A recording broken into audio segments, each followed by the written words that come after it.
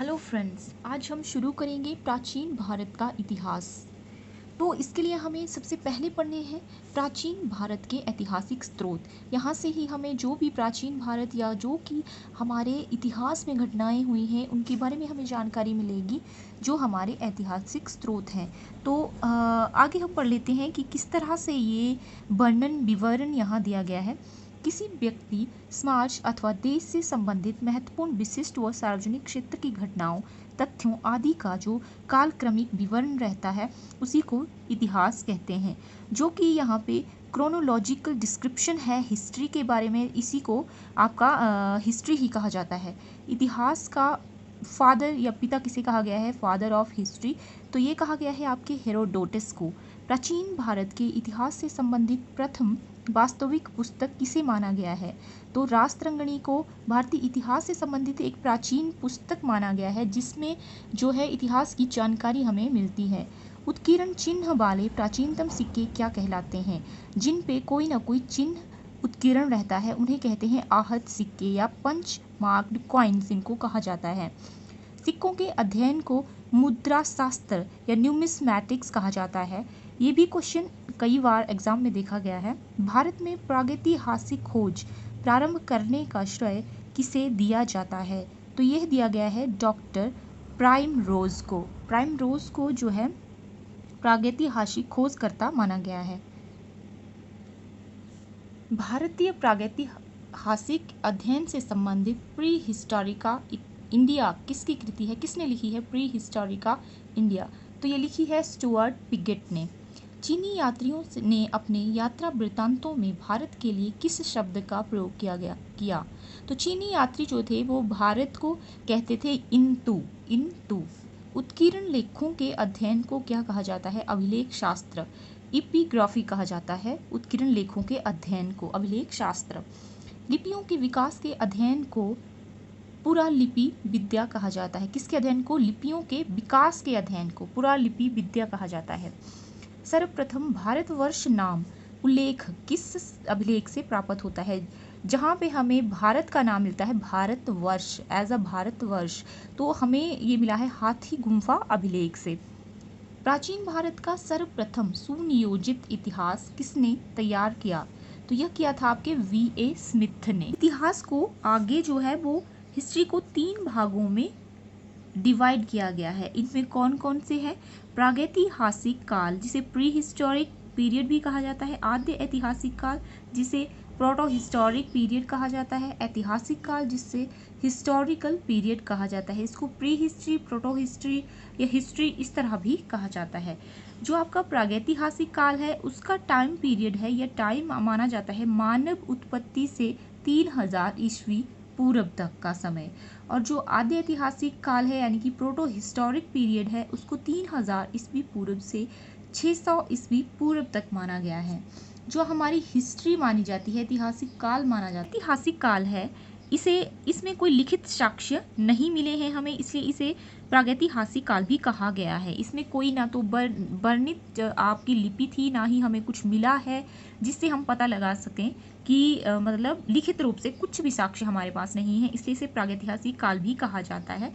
तो आगे है हमारा जो आद्य ऐतिहासिक काल है, इसमें हमें लिखित साक्ष्य तो मिले हैं, ये हमारे पास उपलब्ध हैं, लेकिन जो हैं वो अपठनीय हैं। उस भाषा को, उन चिन्हों को पढ़ा नहीं गया है अभी तक, इसे आद्य ऐतिहासिक काल कहा जाता है।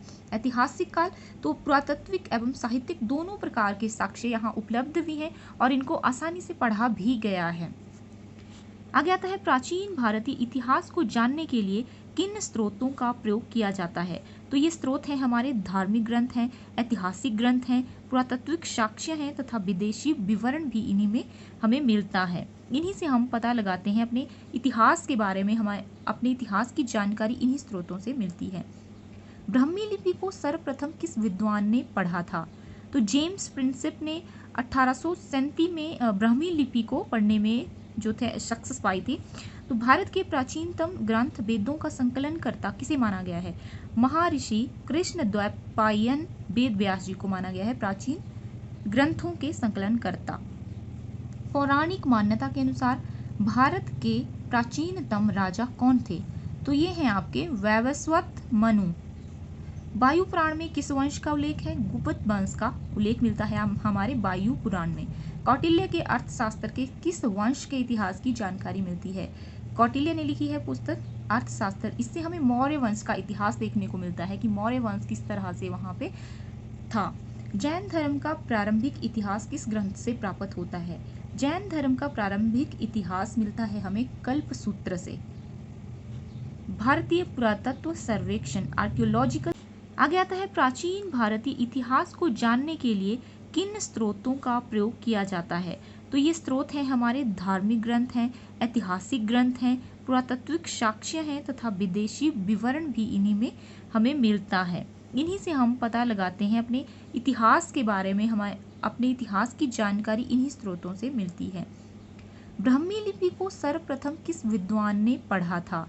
तो जेम्स प्रिंसेप ने 1837 में ब्राह्मी लिपि को पढ़ने में जो थे सक्सेस पाई थी। तो भारत के प्राचीनतम ग्रंथ वेदों का संकलन करता किसे माना गया है? महर्षि कृष्ण द्वैपायन वेद व्यास जी को माना गया है प्राचीन ग्रंथों के संकलन करता। पौराणिक मान्यता के अनुसार भारत के प्राचीनतम राजा कौन थे? तो ये हैं आपके वैवस्वत मनु। वायु पुराण में किस वंश का उल्लेख है? गुप्त वंश का उल्लेख मिलता है हमारे वायु पुराण में। कौटिल्य के अर्थशास्त्र के किस वंश के इतिहास की जानकारी मिलती है? कौटिल्य ने लिखी है पुस्तक अर्थशास्त्र। इससे हमें मौर्य वंश का इतिहास देखने को मिलता है कि मौर्य वंश किस तरह से वहां पे था। जैन धर्म का प्रारंभिक इतिहास किस ग्रंथ से प्राप्त होता है?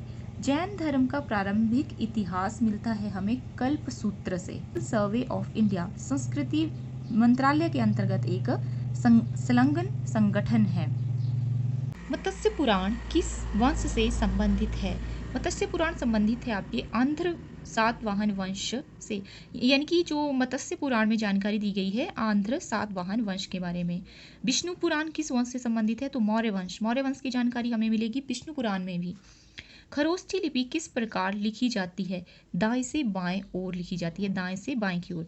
नारद स्मृति से किस वंश के विषय में जानकारी मिलती है? तो गुप्त वंश के बारे में जानकारी मिलती है आपके नारद स्मृति से। स्मृति ग्रंथों में सबसे प्राचीन एवं प्रमाणिक पुस्तक कौन सी मानी जाती है? तो मनुस्मृति को सबसे प्राचीन माना जाता है, सबसे प्रामाणिक पुस्तक माना जाता है स्मृति ग्रंथों में। शुंग काल का मानक ग्रंथ किसे कहा जाता है? शुंग काल का जो मानक ग्रंथ माना गया है तो मनुस्मृति को माना गया है। स्त्री को पुरुष की अर्धांगिनी किस ग्रंथ में कहा गया है? शतपथ ब्राह्मण में। महाभारत का प्रारंभिक उल्लेख आशुवलायन गृहसूत्र में मिलता है। प्रारंभ में इसमें मात्र 8800 श्लोक थे और इसका नाम जय संहिता था। क्वेश्चन ऐसे भी आ सकता है कि महाभारत का अन्य नाम क्या है? तो जय संहिता। कुछ समय पश्चात यह बढ़कर जो है 24,000 श्लोक हो गए और भारत नाम से प्रसिद्ध ये हो गया। बाद में इसे जैन संहिता से भारत नाम भी कहा गया। अंत में 1,00,000 श्लोक होने के कारण इसे सहस्त्री संहिता भी कहा गया, जिसे महाभारत ही कहा जाता है। मतलब महाभारत के भी 3 नाम यहाँ हमें मिल जाते हैं, जय संहिता, भारत, शतसहस्त्री संहिता या महाभारत, ये एक ही चीज। पुरालेख विद्या से क्या अभिप्राय है? शिलालेखों के अध्ययन को ही पुरालेख विद्या कहा जाता है। पुराविशेष का महानतम अन्वेषक किसे माना गया है? डार्विन को माना जाता है। इब्न बतूता का यात्रा वृत्तांत किस नाम से प्रसिद्ध है? रहला। ये भी क्वेश्चन कई बार पूछा गया है। हेनसांग ने किस विश्वविद्यालय में बौद्ध धर्म का अध्ययन किया था? तो हेनसांग ने नालंदा विश्वविद्यालय से बौद्ध धर्म को जाना और इसका अध्ययन किया था। अब हम जानेंगे कुछ अभिलेख तथा उनसे संबंधित शासकों के बारे में। तो एक साइड आपको अभिलेख मिलेंगे, दूसरी साइड उनसे संबंधित जो आपके शासकों के नाम होंगे। पहला अभिलेख है हाथी गुम्फा अभिलेख। यह तो हर मतलब आपके पेपर में देखने को मिल ही जाता है क्वेश्चन।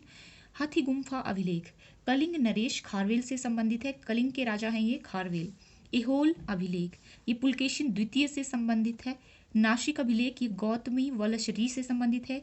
जूनागढ़ अभिलेख रुद्र दामन से संबंधित है। प्रयाग स्तंभ अभिलेख यह आपका समुद्रगुप्त से संबंधित है। मंदसौर अभिलेख मंदसौर संबंधित है मालवा नरेश यशो बर्मन से। ग्वालियर अभिलेख प्रतिहार नरेश भोज से संबंधित है। देवपाड़ा अभिलेख जो है आपका बंगाल शासक विजय सेन से संबंधित है। बंगाल के शासक हैं ये। भीतरी व जूनागढ़ अभिलेख, भीतरी अभिलेख या जूनागढ़ अभिलेख ऐसे भी आ सकता है अलग से, या भीतरी व जूनागढ़ अभिलेख भी आ सकता है। स्कंदगुप्त से, एक ही बात है, ये स्कंदगुप्त से संबंधित है। अरबी भाषा की पुस्तक किताब उल हिंद की रचना किसने की है? तो यह रचना की है आपके अल-बरूनी ने। मोरक्को का यात्री इब्न बतूता भारत में मोहम्मद बिन तुगलक के दरबार में आया था तथा तुगलक ने उसे दिल्ली का काजी नियुक्त किया था। अब ये भी इम्पोर्टेंट पॉइंट है बहुत ही। इब्न बतूता जो था वो मोरक्को से आने वाला यात्री था, और ये किसके समय में आया था? मोहम्मद बिन तुगलक के समय में। और इसे तुगलक ने क्या किया था? दिल्ली का काजी भी नियुक्त कर दिया था। मार्को पोलो द्वारा किस राज्य की यात्रा का उल्लेख मिलता है? तो मार्को पोलो ने पांड्यन राज्य का जो था वो उल्लेख किया है। पतंजलि के महाभाष्य से किस वंश के इतिहास का पता चलता है? सुंग वंश का पता चलता है। पतंजलि ने लिखा है, महाभाष्य की रचना की है, तो उसमें सुंग वंश की। अब हम देख लेते हैं कुछ चीनी लेखक तथा उनके द्वारा वर्णित रचनाएं। पहले आते हैं आपकी फाहियान। इनका समय था 399 से 414 ईस्वी। इनकी रचना है भारत दशा का विवरण। यह प्रथम चीनी यात्री थे जो कि भारत आए थे, और यह आए थे चंद्रगुप्त द्वितीय के समय में। चंद्रगुप्त द्वितीय को ही चंद्रगुप्त विक्रमादित्य भी कहा जाता है, क्योंकि यह उनकी उपाधि थी।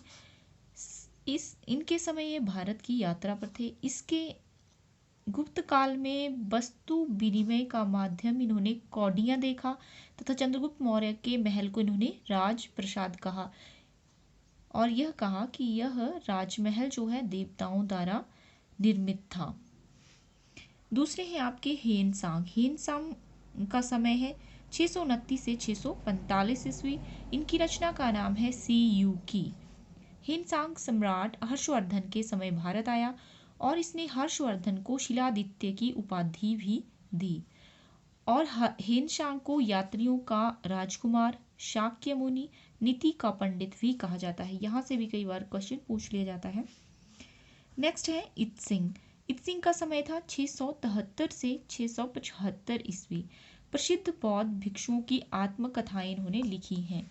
चीनी बौद्ध यात्री था ये, जो नालंदा विश्वविद्यालय में अध्ययनरत था। सती प्रथा का प्रथम लिखित साक्ष्य हमें देखने को मिलता है 510 ईस्वी में भानुगुप्त के एरन अभिलेख में। ईरान एडेक्ट्स से हमें प्राप्त होता है। इस तरह हमने अपने ऐतिहासिक स्रोतों को, जो कि धार्मिक ग्रंथ हैं या अभिलेख हैं या फिर सिक्के हैं, इनको कंप्लीट कर लिया है। नेक्स्ट टॉपिक हम करेंगे नेक्स्ट वीडियो में।